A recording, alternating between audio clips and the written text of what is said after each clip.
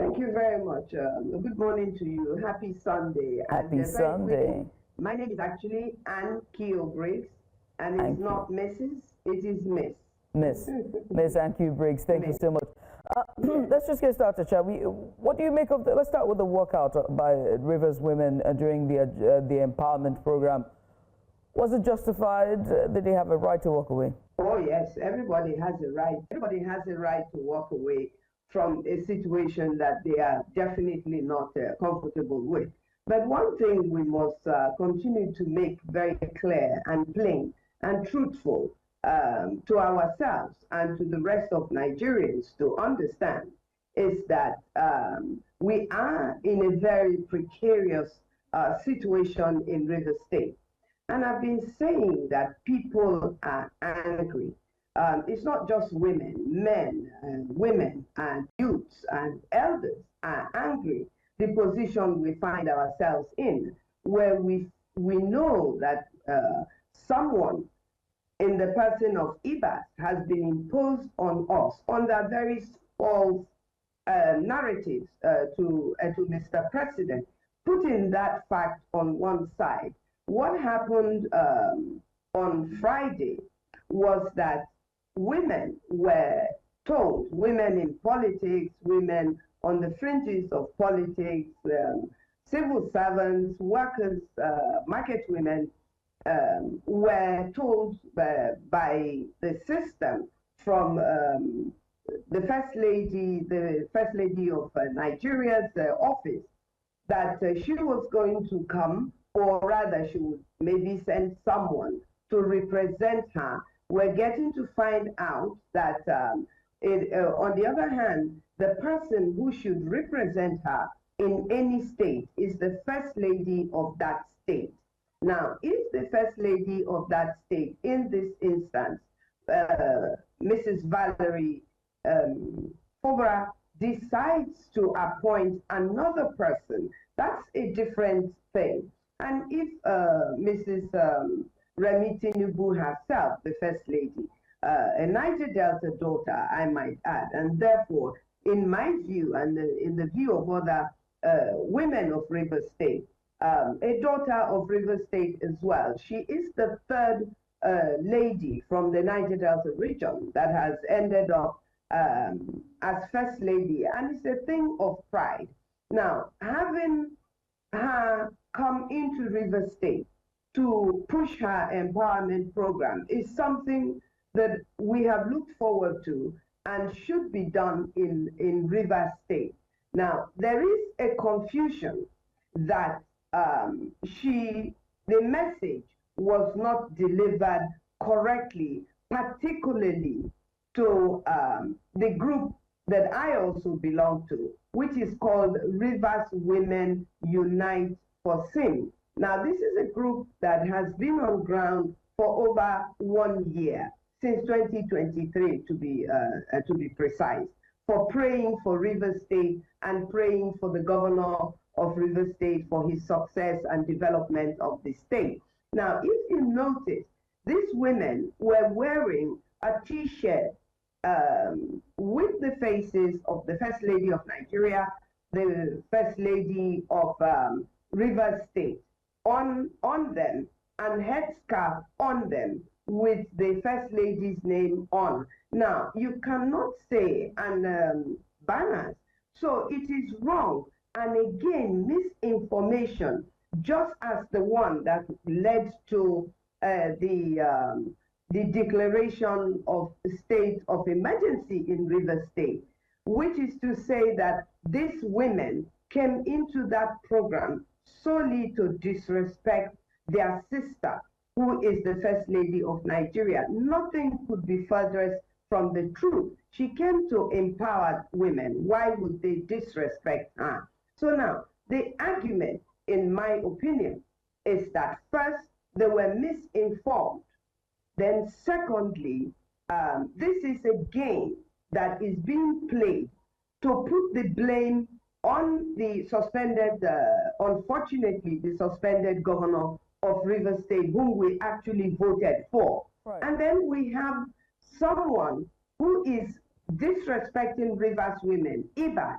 he had threatened women a week or 10 days before this time, and I responded to that myself personally, where he said women that are supporting Sim Fogra are testing his patience. Now, if he's impatient with Rivers women, then very clearly he cannot be in Rivers State because he is not sent to come and test our patience or disrespect us.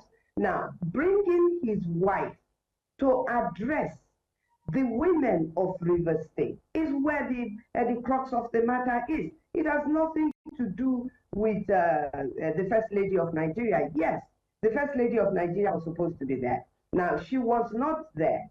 Somebody else whom they refused to accept as having any position, any right, or any reason to address the women of Rivers State was what the problem was. And let's take that issue on. Does Abbas's wife have a right to come into Rivers State as what? She is not the First Lady. Her husband is not the governor of Rivers State. We didn't vote for him. The president imposed him on us by declaring a state of emergency. And we're trying to resolve this problem. So now, compounding it by bringing Abbas's wife to come and talk to Rivers women, whether they are poor or rich, whether they need refrigerator or fishing net, is totally unacceptable, and it is disrespectful to the women of Rivers State, of which I am one. Ms. Briggs, you've described this event as the presence of the Abbas's wife, the sole administrator's wife, as an insult to the people of Rivers State. But I mean, other critics will say that all of the sole administrator is a representative of the government, or a representative of some sort of rule to the government, and that citizens have to be law-abiding, right?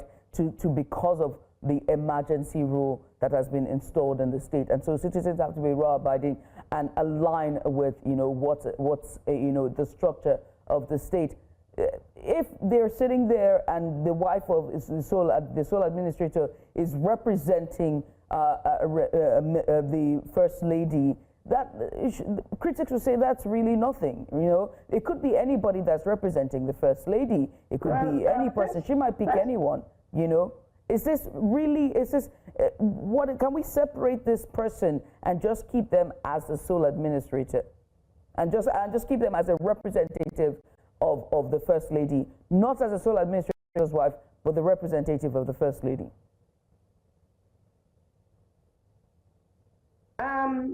You see, this situation in Rivers State, as I said at the beginning, is a very precarious situation that we find ourselves in. And therefore, it is pretentious and insensitive to pretend from any level, to pretend that this is not an issue. Again, I repeat that, yes, the president declared Abbas as the sole administrator or emergency, whatever. But is this agreeable with the majority of Rivers State? No. Does that mean that if Rivers women, some Rivers women, the majority of Rivers women decide to say that this is uncomfortable and unacceptable to them, it is a right. And let us not bring in the First Lady of Nigeria. And in my opinion, I believe that getting to have this program at this time in Rivers State is mischievous at best, to knowing fully well that women will respond when the wife of the sole administrator, so-called the sole administrator to administer Rivers State, when these issues have not been resolved, I think it is insensitive to go ahead not only to bring the program, if it must come at this time, but to bring the wife of the sole administrator is not appointed by the president to come and oversee Rivers women. He appointed. But she could have been representing the First Lady. Rivers State. But she could have been representing the First Lady. She could have been a representative of the First Lady at that event. Because I understand that the Renewed Hope Initiative, or the Empowerment Initiative by the First Lady, has been going around other states, you know, and she has representatives. She might just have picked the wife of the sole administrator to be her representative there. Can she not be accorded well, we need to hear, I think we need to hear from the First Lady. First and foremost, I think we need to hear from the First Lady. Secondly, I think it is rightful and respectful to the women of Rivers State, so that they could have chosen even not to go to the venue if they so wished. Look, if those women didn't go, the women that are being referred to now are the Rivers Women Unite for Fame, and those I am speaking on our behalf right now. And if those women from that group had not turned up, then obviously this walkout would not have emerged. This is the impression that is being given because their name have been mentioned. Now, if those women had decided from time, and let's be very clear, these women have said continuously, and at that point, they were even shouting, we want Mrs. Tinubu, we want Oluremi. That is what they were saying. Now, if that's what they are saying, it's very clear that it is not the First Lady of Nigeria, that it is about them showing that they do not want, the wife of Ibas to address them, and to demonstrate that if they don't want, then it is proper that they walk out by demonstrating that they don't want her. That is their right. It does not, let people not say that they are not law abiding because they have said what they don't want. I think that is unfair. It is unjust to say that people cannot say that they don't want Annkio Briggs and that they want somebody else. I don't think that that means that they are not law abiding. They could have brought any other person but Ibas's wife. Let's not run away from the fact that this is not about the First Lady of Nigeria, no matter how people want to twist it. All right, it is about the wife of Ibas addressing the women that walked out. They chose to walk out. It is not a crime to choose to walk out of a venue if you don't want to listen to the person who is talking. Thank you very much, Ms. Briggs. Biola, we've left you in the wings for long enough. Apologies. Our News Central correspondent from Rivers State, Biola Festus, here joining us. Biola, you've been covering this, so would like to know, what else are you hearing? Has the conversation transited into everyday speak? What are the people of Rivers State talking about, especially regarding this instance? Did they generally feel disrespected themselves? Tell us what you have gathered as you're gathering a report.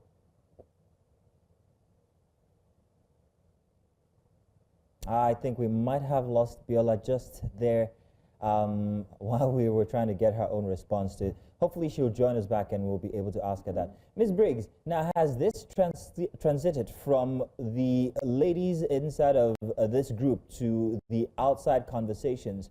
What are the people of Rivers State saying regarding the situation, the missing First Lady and the replacement by the sole administrator's wife?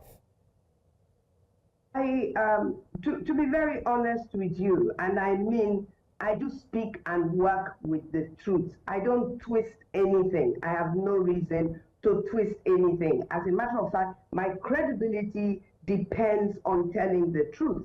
I'm not a politician. I do not think like a politician, but I want to know what politicians are doing in my name. Now, I have spoken to a lot of people. I've received a lot of calls from different people, from southeast, southwest, different ethnic nationalities, that have said that they do understand what happened in Rivers State on Friday, and that the women do have, it's an issue of right here now. It's an issue of right. It's not an issue of constitution. Where in the constitution does it say that if you don't want to listen to Abbas's wife, that you must stay there because that she is, as they claim, there to represent the First Lady? It's not, there is no crime of walking out on someone that you don't want to listen to.